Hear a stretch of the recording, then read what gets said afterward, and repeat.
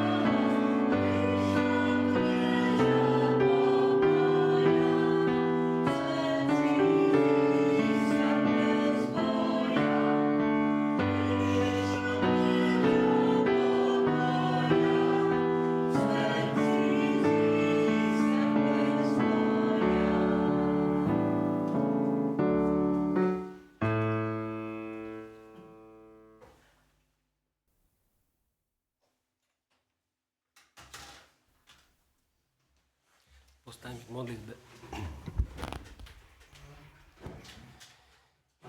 Ďakujeme Ti, drahý náš Oče nebeský, že naše srdcia môžeme naladiť k chvále a k radosti, k tomu, že zaznieva aj dnes radostná zvesť, spásia záchrany.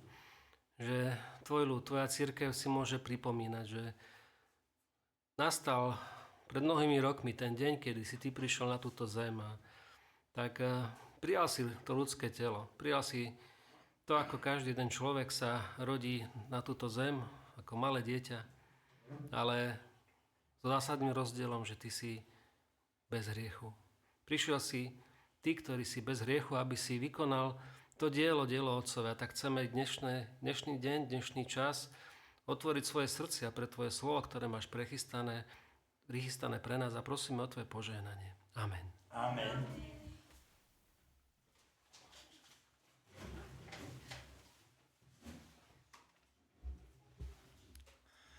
Budeme pokračovať tam, kde sme v nedeľu skončili z proroka Izaiáša a budeme pokračovať 9. kapitolou. A tam si prečítame známe verše s tou správou, o ktorou sme spievali aj v úvodnej piesni Slovo Božie. Izaiáš 9, 6 a 7.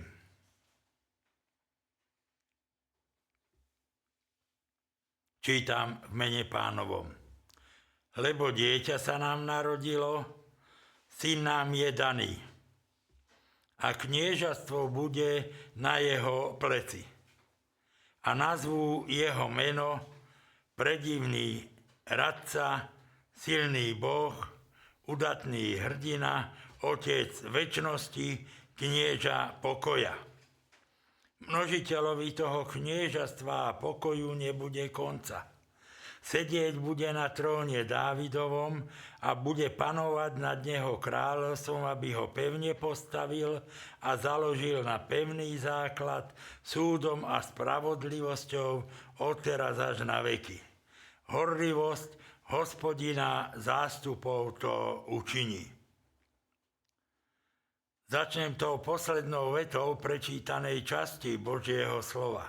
Horlivosť Hospodina zástupov to urobí. Pretože, ak si pamätáte, v nedeľu sme si hovorili, že Achaz, vtedajší král, keď Izaiáš bol poslaný s touto zvesťou, povedal, že on to nechce ani od Boha počuť, že on nechce ani Pána Boha pokúšať, aby sa vôbec na také niečo dopytoval, že jemu stačí to, čo si on získal, vybudoval, zabezpečil. Vieme, že on ako král zdorovitý, neposlušný, bez Boha, dokonca nariadil veľkňazovi, aby medený oltár, na ktorom sa celé stáročia obetovalo Bohu, aby ho dal stranou a poslal nákres s posolstvom pre Uriáša: urob takýto oltár a ja keď dojdem, ja ho budem používať.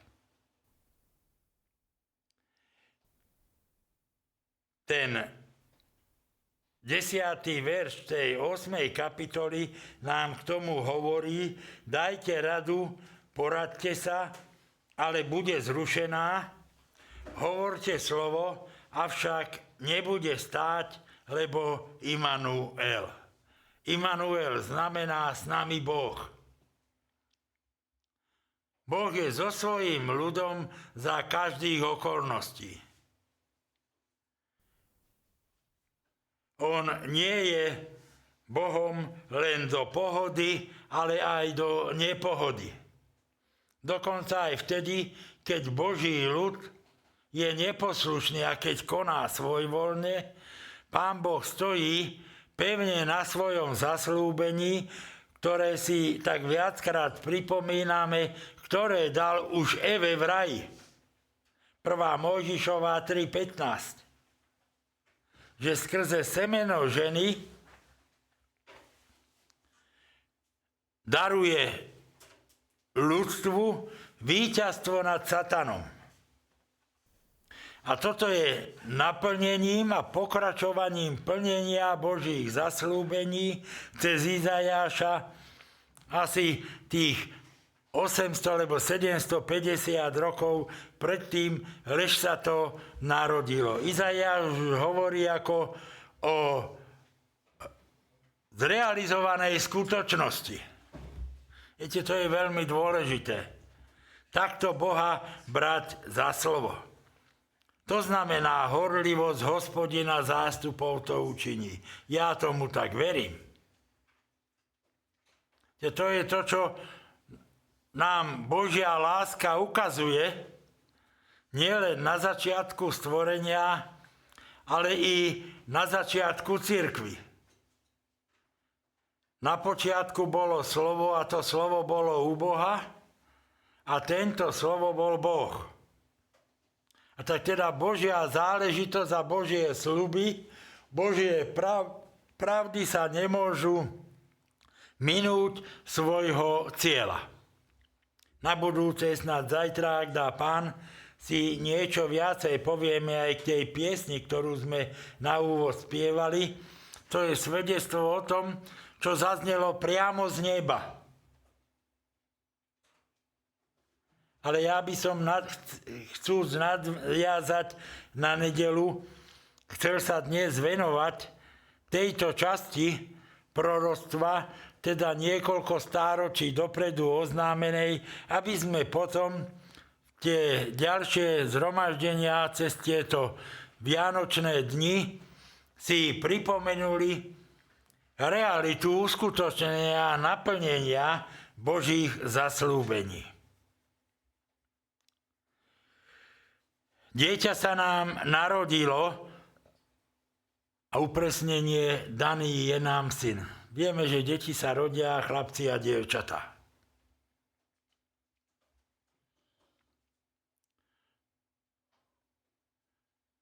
Už dnešný bezbožný svet s tým má problémy.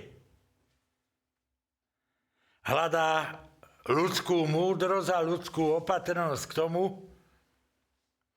aby nejakým spôsobom sa vzdialilo tej Božej pravde, akoby nechce uznať tú pohlavnosť, ktorú učinil Boh.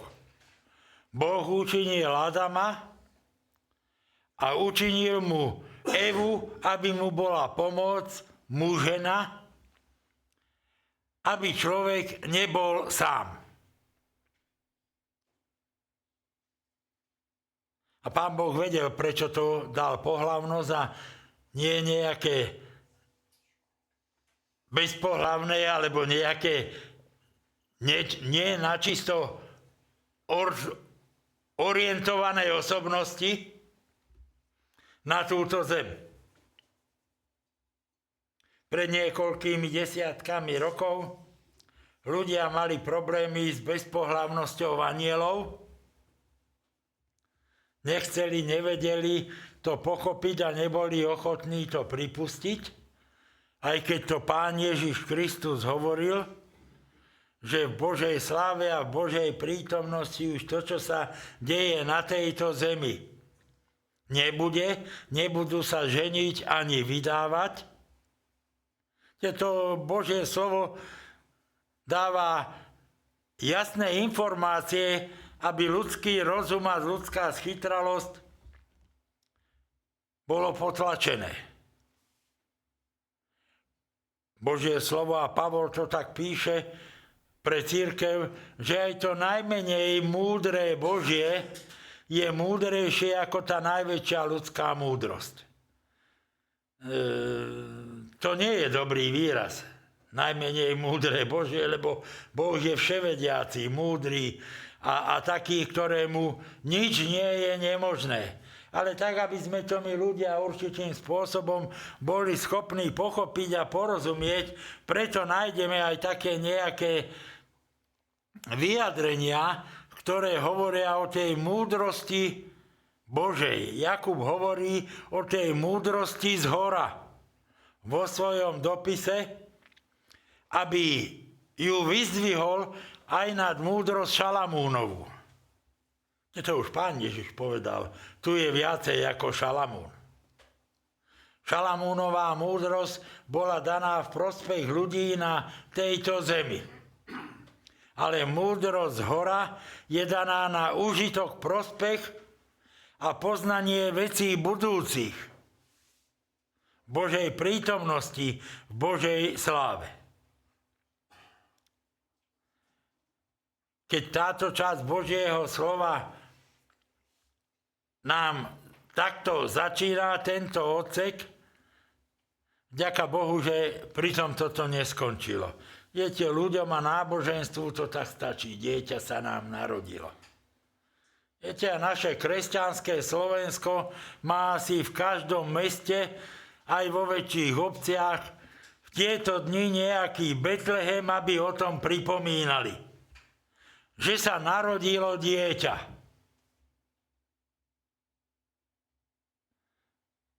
Ale to nie je celá pravda. Celá pravda je zjavená v tom Božom zámere, prečo vlastne Boh prišiel na zem. Ako semeno ženy.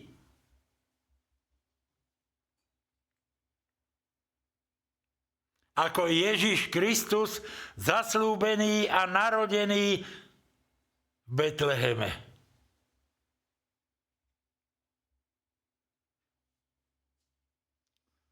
To dieťa, ten syn, má určité vlastnosti, určitú správu, ktorá ide s ním. Kniežatstvo bude na jeho pleci. A znovu správa Evanjelií nám hovorí, ako o tomto kniežatstve uvažovali múdri ľudia z východu. No, kde inde by mohlo byť, tak usudzovali. Väčšie knieža pre Izrael, pre Židov, ako v Jeruzaleme. Ako v hlavnom meste. Ako tam, kde sa všetky diania, podstatné diania očakávajú. Viete, ono je to tak vo svete. Až dodnes. Všetky zásadné udalosti jednotlivých štátov a jednotlivých ľudských zoskupení sa dejú tam, kde je ich stred na hlavnom meste. Lebo niekde, kde sa očakáva, že tam budú ľudia, ktorí tomu budú ochotní porozumieť. Ale Pán Boh hovoril úplne o inom kniežatstve. Pán Boh hovoril o kniežatstve Dávidovom,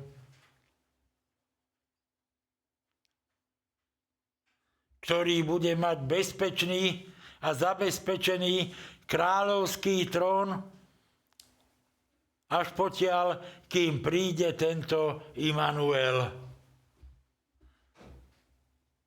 Jeho kráľovstvu nebude konca. Tí ľudia, ktorí svedčili spravodlivo a pravdivo o Bohu, oni to tak svedčili, a znovu viackrát sme si to pripomínali, že aj svetoví mocnári jednotlivých historických období vydali správu, že to Božie kráľovstvo je trvalé a nebude mať konca. Konkrétne myslím na Nabuchodozora a na Dária,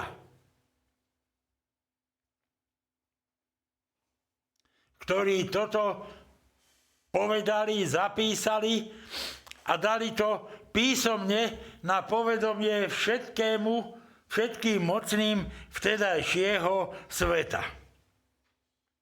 Už ten hovorí o tom kniežatstve, ktoré nebude mať konca, o tej vláde, ktorá je v Bohu.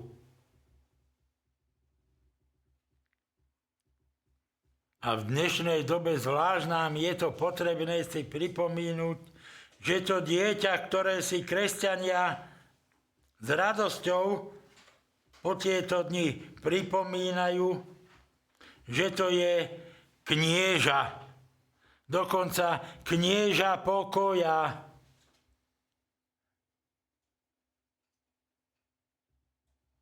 Ľudia sa rôznymi spôsobmi v histórii, ale aj blízkej histórii, na čo si aj ja pamätám, pokúšali rôznymi spôsobmi o pokoj. Rôznymi nariadeniami, rôznymi mocenskými a zbraňovými prostriedkami a systémami. Ale Pán Boh je ten, ktorý je vládcom pokoja, a Pán Ježiš Kristus od svojho narodenia o tomto prišiel podať správu a Božie slovo nám to o ňom hovorí.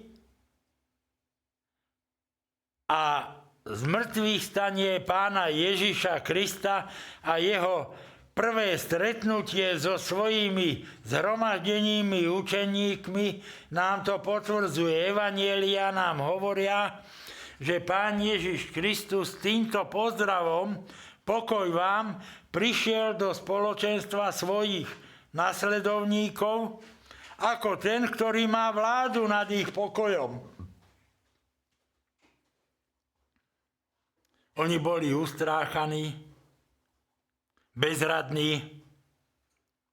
O tom nám ten deň vzkriesenia Pána Ježiša Krista hovorí. Zvlášť v nedeľu pri pamiatke Pánovej si to tak často pripomíname. Ako nielen ženy, ale aj mužovia, nielen tí najbližší Mária Magdaléna, Peter, Ján, ale aj Kleofáš, ale aj Tomáš, mali s tým problémy, pokiaľ sa nestretli s Pánom Ježišom.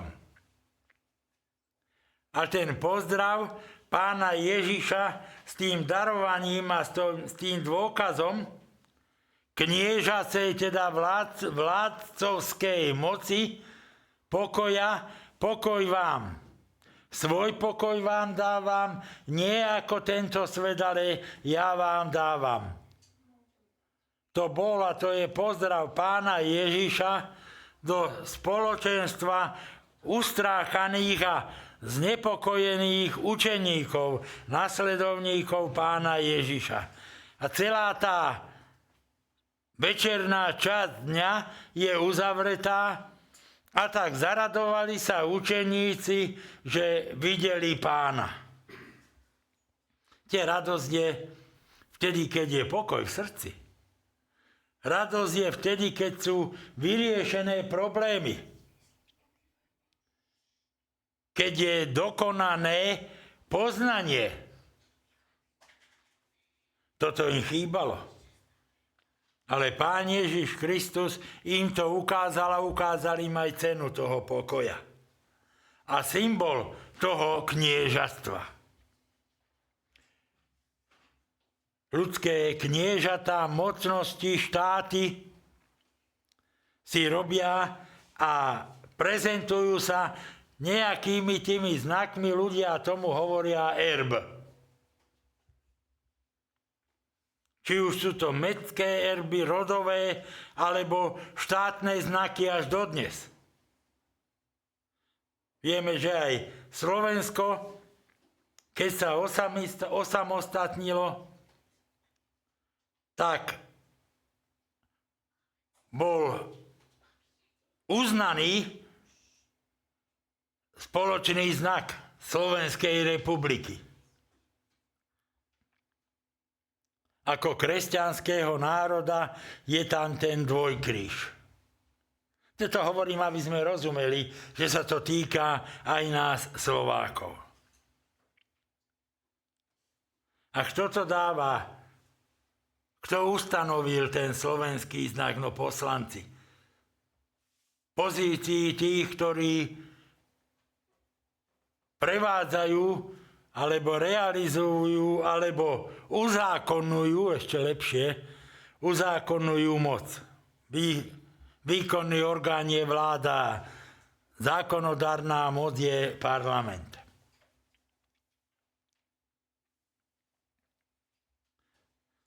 Takže toľko k tomu úvodu do tejto časti Božieho slova. Teda to narodené dieťa, ten syn, to je knieža, ktoré má od narodenia kniežastvo na svojom pleci. Ten náboženský výraz Ježiško mi trhá uši.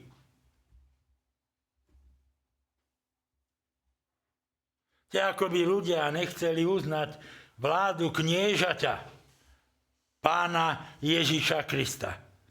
Oni naozaj tak radi by, tak ako s tým malým dieťatkom, náboženstvo a svetská moc, tak manipulovali.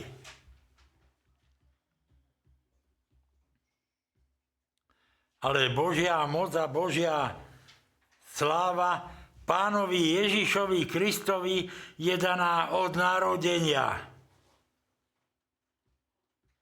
Snáď si o tom povieme viacej zajtra, len takú info k tomu dám. Zdávali mu slávu anjeli nebesa. Zdávali mu slávu v tú istú nočnú hodinu pastieri. Priniesli mu dary. A o nejaký čas, ktorý nechcem definovať, nemáme ho definovaný v Biblii, došli tí múdri ľudia od východu, ktorí mu priniesli aj kráľovské dary. Zlato, kadivo a míru.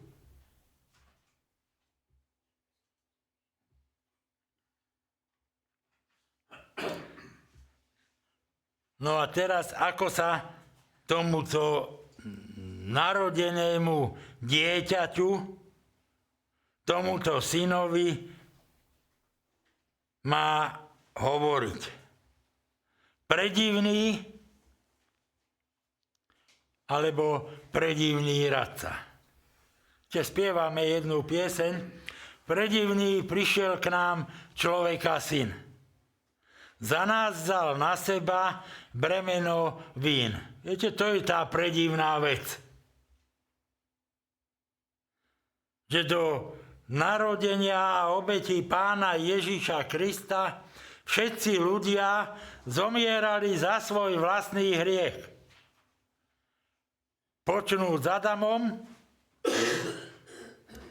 všetci nasledovali po ňom. Jediná výnimka je ten, o ktorom je tu na Izaiášovi daná spomienka, alebo pripomienka, alebo odkaz. Ten, ktorý je predivný a predivný radca.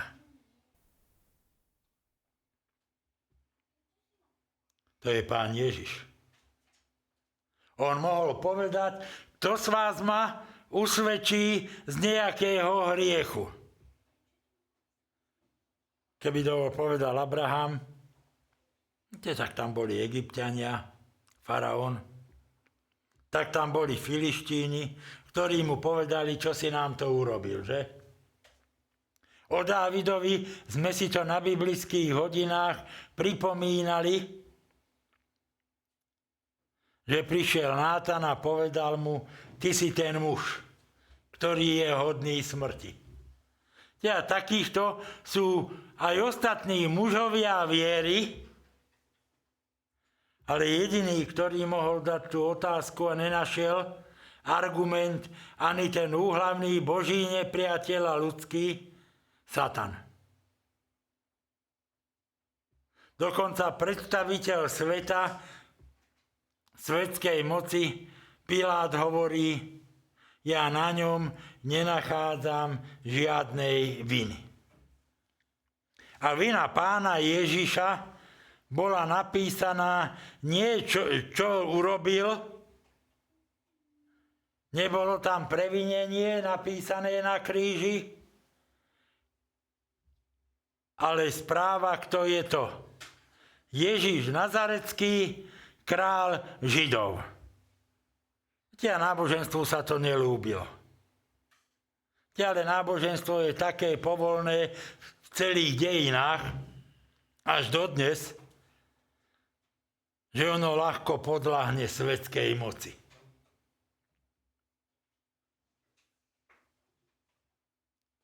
Videli sme to aj pred niekoľkými rokmi, také posledné všeobecné podľahnutie aj náboženskej moci svetskej bol COVID.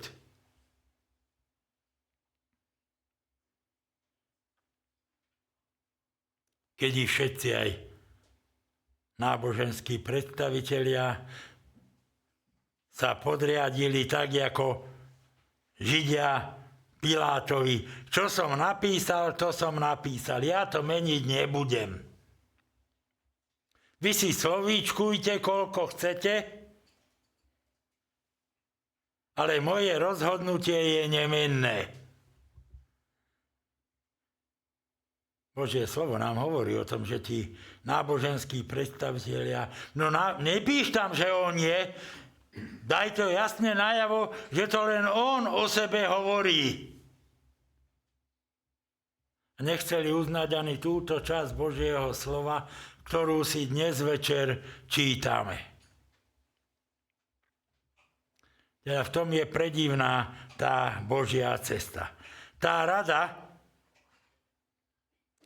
znovu pripomeniem ten 10. verš, dajte radu a poradte sa, ale to nebude stáť, lebo s nami je Boh a Boh je ten, ktorý vždy má pravdu, ktorého pravda je nemenná a ktorého áno je od prvého dňa stvorenia až po koniec vesmíru.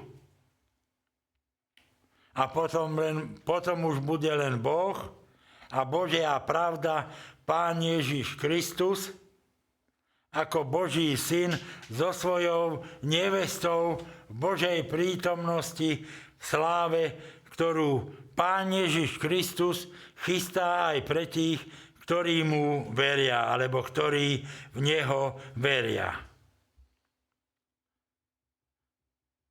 Silný Boh. To je ďalšie pomenovanie alebo definícia toho narodeného dieťaťa, toho syna.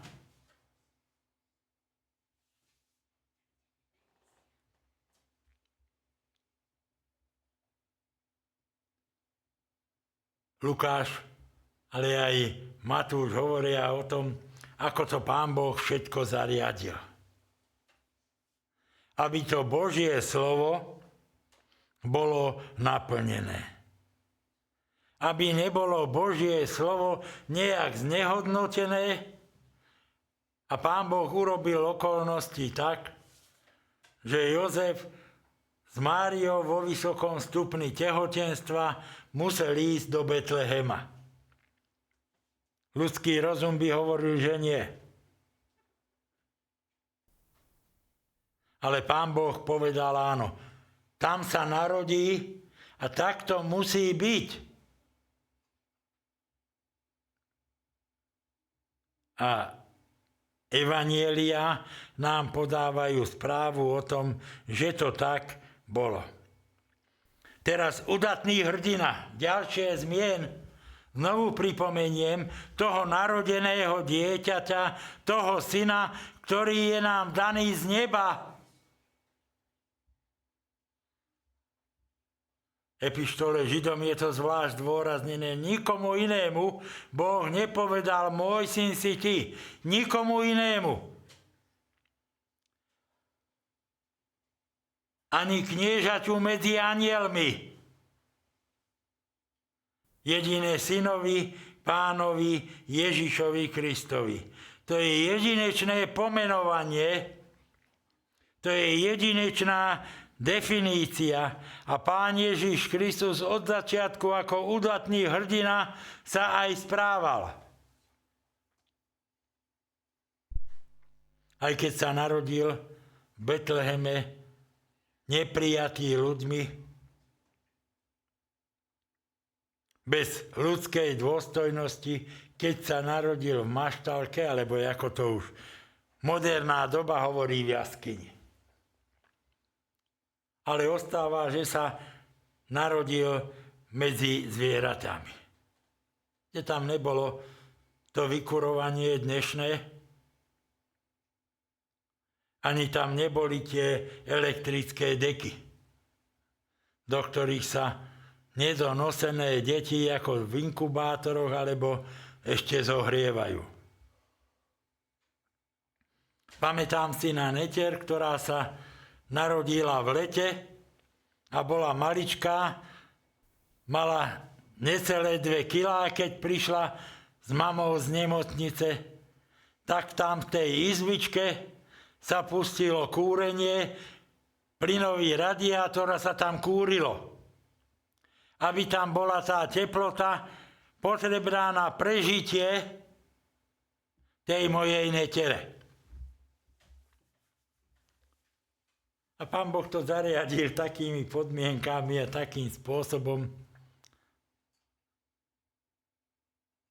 ako to vie len on.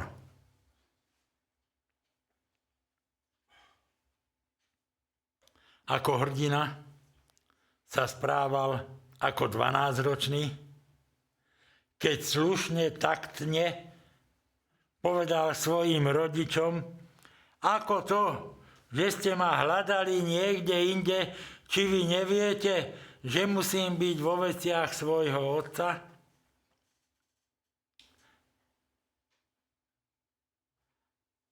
A ako ten, ktorý vedel odpovedať,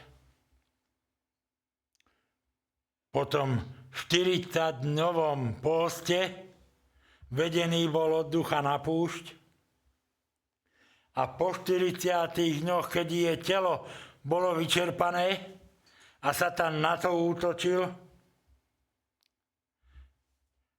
a toto dieťa, tento narodený Boží syn, odpovedal, je napísané. Plnej zodpovednosti a udatnosti ducha, ale aj duše. Otec večnosti. Už som to spomenul. Na počiatku bolo slovo. Viete, to máme zaznamenané dvakrát Jánom a raz v Mojžišových knihách. Ako všetko vzniklo slovom povedaným z Božích úst. A bolo tak, a bol večer, a bolo ráno. 1., 2. až 6. deň.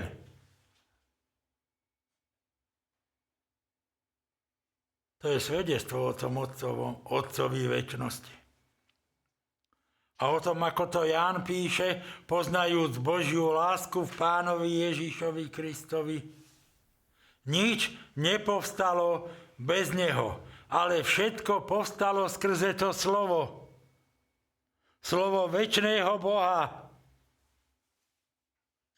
Pán Ježiš o sebe, o tom slove hovorí, že moje slová trvajú a prekonajú všetko stvorené, aj stvorený vesmír. Dokonca takým poňatím, že ho z vesmír bude zvinutý ako rúcho. Inak to ľudia 1. storočia nevedeli vyjadriť.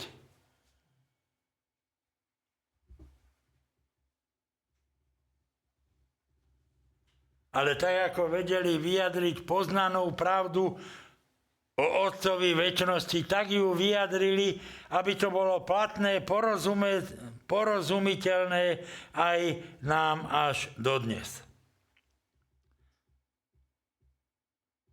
No a to meno knieža pokoja, o tom som už hovoril na samom začiatku. Ako to dieťa, ktoré sa nám narodilo ako knieža pokoja. Ako ten, ktorý priniesol pokoj, zmierenie ľudstva s Bohom.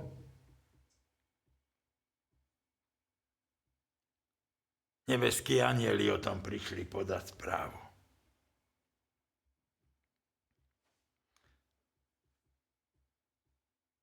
A to knieža pokoja potom v tom 7. verši je rozvinuté, že to nebola jednorázová záležitosť narodeným a smrťou Pána Ježiša Krista.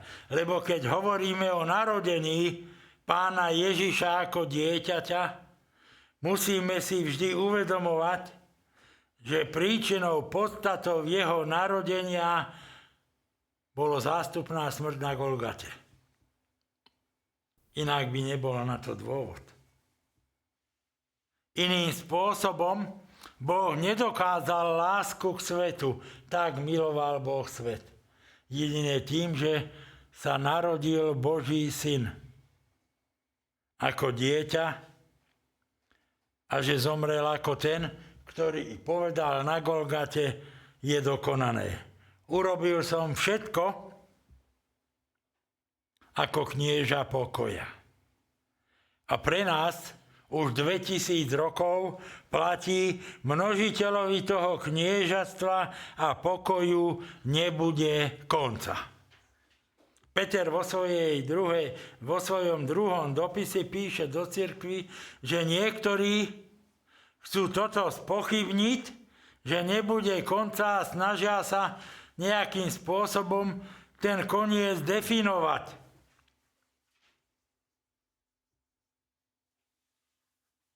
Snažili sa pomýliť veriacich v Tesalonike, keď niektorí z nich zomreli. No kde je ten váš spasiteľ? Kde je to vaše knieža pokoja, keď títo zomreli?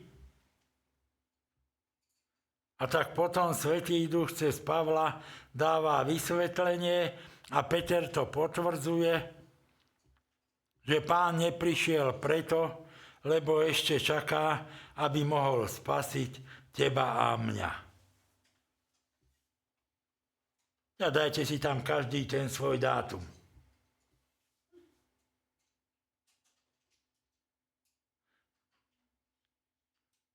Pre ktorý Pán Ježiš Kristus ešte neprišiel pre svoj ľud. Zaujať 1000-ročné kráľovstvo pre Izrael na tejto zemi. To sú tí dni nášho spasenia, dni nášho obrátenia. Peter hovorí, nemešká Pán za žiadnych okolností, ale zhovieva, aby ešte ďalší mohli byť spasení. A doba milosti ešte trvá ešte dodnes. Toto Petrové vysvetlenie je platné. A je platné aj to ďalšie. Sedieť bude na tróne Dávidovom a bude panovať nad neho kráľovstvo, aby ho pevne postavil a založil na pevný základ súdom a spravodlivosťou. Viete, to sú pravdy v Božom slove, ktoré sú nám potvrdené v knihe Zjavenia a v Danielovom proroctve o tom, akým spôsobom to bude naplnená celá tá vláda, celé to pánstvo, na ktorom stojí Boh a Božie slovo. Že to je večné trvanie. Tak ako som začal, tak aj skončím. Horlivosť Hospodina zástupov to urobí. Naozaj môžeme dôverovať, že ten Boh, ktorý je verný vo svojich zasľúbeniach až doteraz, bude aj naďalej.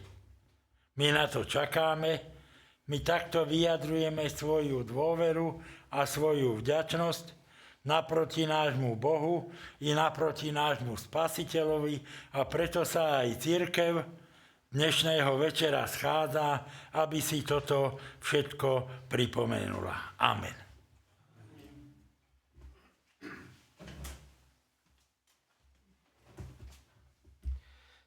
Dnešný text je text, ktorý bol napísaný už dávnejšie.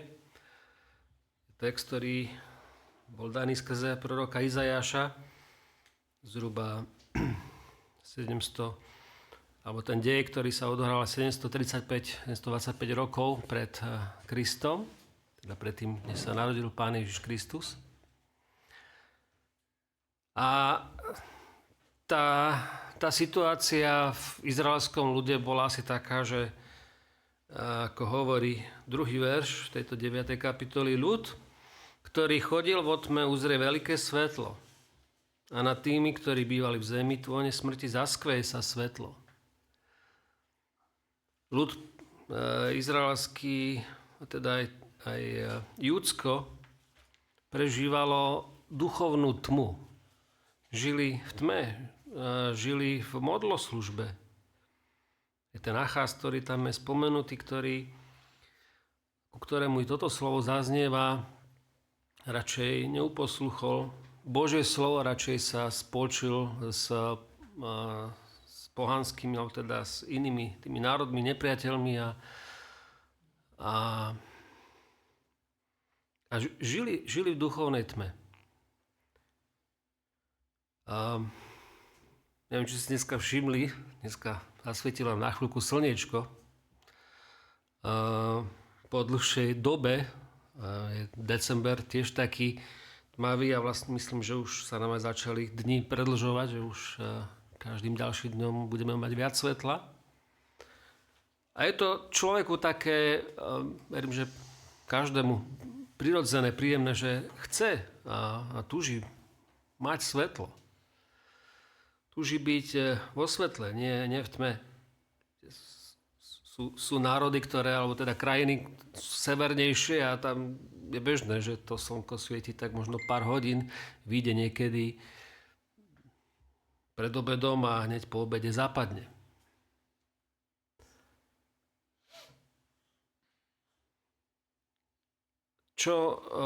Prečo to hovorím?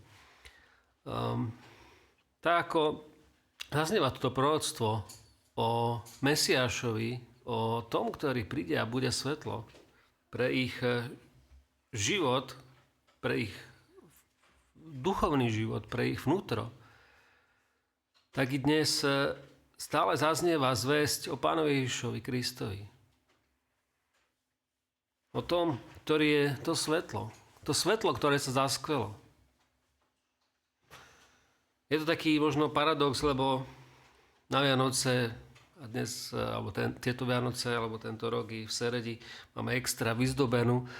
Máme tu veľa svetla, je to pekné, je to potešujúce pre mnohých. Možno niekomu sa to nepáči. Je to vec vkusu, ale je to niečo, čo tak poteší a možno ako príde, tak odíde. Ale ten paradox je, ako žijú ľudia.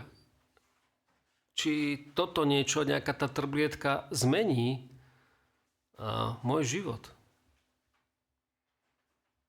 Ale Pán Ježiš je ten, ktorý prišiel a narodil sa, aby svietil v našom živote. Aby v tvojom živote bolo to svetlo. A tak už nám tu bolo prečítané tie pomenovania, ktoré boli dané pre Pána Ježiša. Ja som si pozrel rýchlo na internete, že či sú ešte nejaké také osoby, ktoré tak sa pripomína narodenie. Lebo narodenie Pána Ježiša Krista je celosvetov, či už povrchne, hĺbkovo alebo akokoľvek, ale je to fakt. Je to globálna vec, ktorá sa deje po celom svete, možno, že na tých východných krajinách úplne nie. Sú tam iné presvedčenia alebo iné vierovyznania. Ale napriek tomu, že niektorí tí, či z hinduizmu a z iných východných náboženstiev si možno pripomínajú, niektorí z nich nemá proroctvo, ktoré by bolo povedané o ňom. A dnes sme svedkami a čítame si o slove skrze proroka Izajáša, ktoré bolo dané 700-800 rokov pred narodením Pána Ježiša. A je to úžasná vec, keď dokážeme toto uchopiť, že toto slovo tak dané a naplnilo sa. A dnes sme mnoho rokov už po, a tiež jeden zaujímavá skutočnosť, po kom inom sa číslujú roky, po nikom inom, jedine po Pánovi Ježišovi Kristovi. Že je to tak výnimočná udalosť, ktorá sa odohrala. Že letopočty, alebo teda roky, ktoré máme, sa počítajú od Pána Ježiša Krista. Je to nepopriateľná skutočnosť. A to, čo môžeme uchopiť, tie pomenovania, roháček ich má tak rozdelený na 6, niekde sú na 4, dajú sa to rôzne rozložiť, ale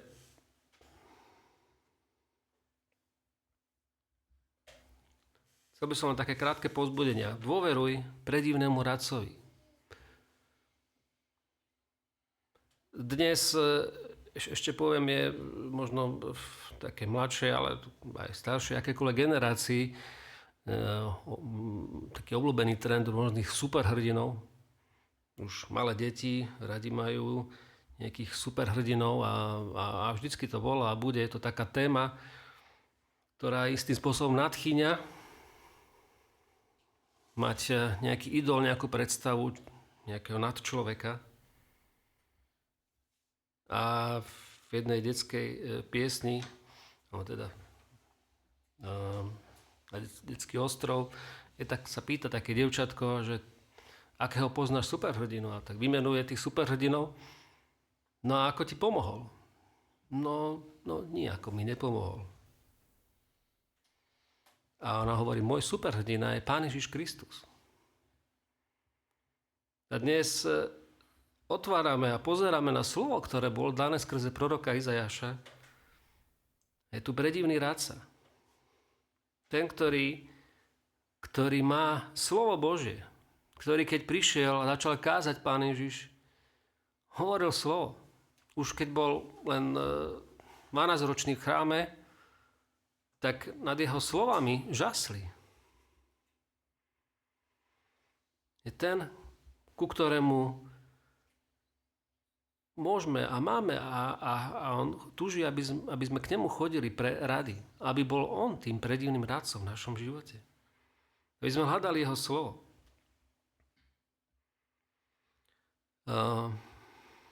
Ten mocný Boh a údatný hrdina, je to dve slova, El Gibor.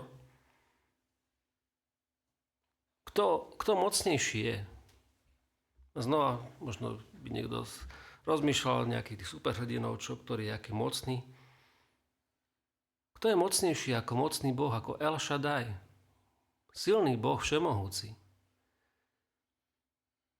A to je znova obrovská pravda, ktorú uchopme dnes, keď si pripomíname, hovoríme. A keď možno vidíme dieťatko, ktoré je symbolom tých Vianoc. Viete, mňa vždy pozbudí to, keď Simeon, budeme si to čítať, ale vidí a nevidí, nehovorí, aké krásne dieťa, aké má krásne oči a neviem čo všetko pekne, ale hovorí, toto je potešenie Izraelovo. Že nebyť povrchný a nebyť ten, ktorý vidí len niečo očami, ale aby sme videli, čo nám dnes slovo Božie otvára, aby sme videli duchom, aby sme videli tie duchovné pravdy, ktoré máme za tým. Mocný Boh. Údatný hrdina. Vždy ma tak akoby fascinuje, keď Pán Ježiš mal tú moc povolať a mnohokrát sa dostával do situácií, že už mu hrozilo, že ho zatknú alebo zhodia zo skaly, alebo mnohé také situácie, ktoré si čítame, konfliktné prišli, keď ho prišli zajať. Peter vyťahol meč. Netrafil, trafil iba ucho. Ale keď Pán Ježiš povedal, ja som, oni padli na zem. Mocný Boh. Kedy, ja si to len tak možno predstavujem, tá armáda, to vojsko Božie, ktoré bolo nachystané, len čakalo na povel, aby Pán Ježiš povedal a boli by pripravení vykonať súd, vykonať boj. Ale Pán Ježiš, vieme, že to nespravil. Napriek, že on mal tú moc. Ale išiel, aby bol poslušný, ako nám bolo povedané. Prečo sa narodil? Pretože mal svoj účel, mal svoju misiu, svoju úlohu a poslanie. Bol poslaný od Boha, aby za teba a za mňa zomrel.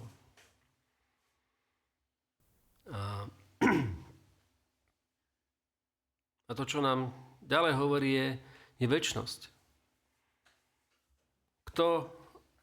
Kto iný môže dať večný život? My ľudia a mnohí bohatí ľudia investujú nemalé financie preto, aby sa len možno o kúsok predĺžili život. Nejakým spôsobom chceli dlhšie žiť. A nikto z nás prirodzene nechce zomrieť. Prirodzene každý chceme žiť, tak sme utvorení. I naša duša je tá, ktorá je večná, ktorá pre ňu je neprirodzené zomrieť. A tak i toto slovo zaznieva a zaznelo skrze Izajáša, Otec večnosti. Ten, ktorý je večný, ktorý je pôvodcom večnosti. Tak ako sviatky, ktoré sú pred nami, ako prídu, tak pominú.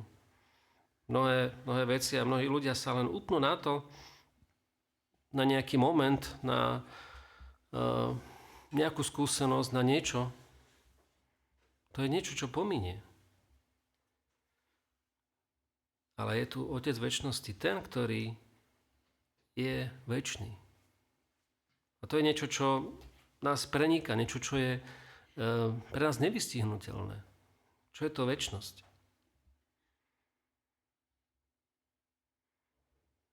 A Pán Ježiš je šalom, je pokoj. Knieža pokoja. Mať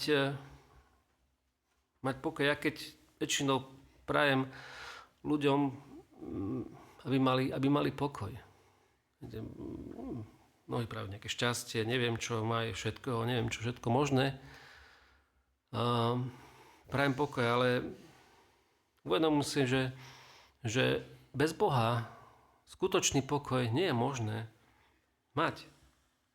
Že ten, ktorý dáva ten pokoj duše, taký skutočný a trvalý, večný, je v Bohu. Je v Pánovi Ježišovi Kristovi. A tak nech nám to svetlo, ktoré nám zaskvelo, nech svieti skrze nás, svieti do nášho okolia. Aby sme boli tým odbleskom jeho slávy. Tým skutočným svetlom, ktoré prináša svetlo do života ľudí, do života nášho v prvom rade, aby sme mali pokoj, aby sme hľadeli na toho, ktorý je mocný, udatný, večný.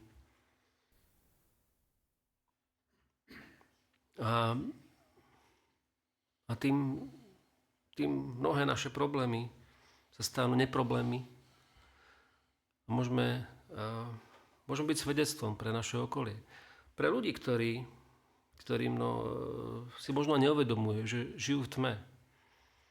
Ale až keď zazrú to svetlo, zatúžia po ňom. A tak modlíme sa, túžme potom, budeme pozbudení, aby sme boli tými svetlami, ktoré svietia, ako to mesto ležiace na vrchu.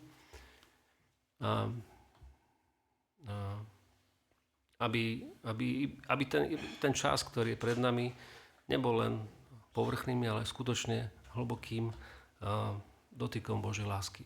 Amen. Amen.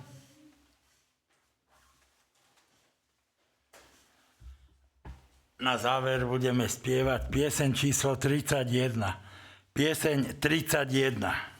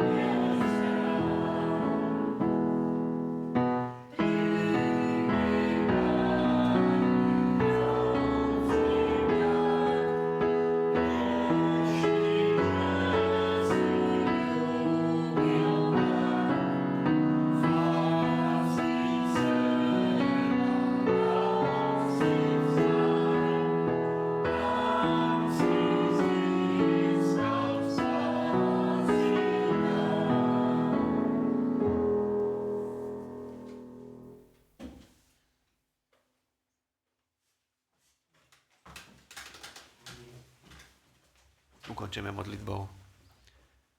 Náš drahý Spasiteľ, Pane Ježiši Kriste, tak Ti ďakujeme za túto chvíľu, kedy môžeme takto sa rozpomínať na Teba, keď si môžeme pripomínať tie proroctvá, ktoré hovorili o Tvojom príchode, ktorý sa stal tak pred 2000 rokmi. Ďakujeme Ti, Pane, za to, že Ty si ten, ktorý si kvôli nám opustil nebesia, lebo veľmi nás miluješ, že si bol ochotný zostúpiť na túto zem, stať sa človekom, aby si nás zachránil tým, že položil svoj vlastný život. A takto, Pane, chceme Ti Tebe spievať, chváliť, zdávať i túto chvíľu, velebiť a ďakovať Ti za všetko Tvoje požehnanie, ktoré nám dávaš na každý deň. Amen. Amen.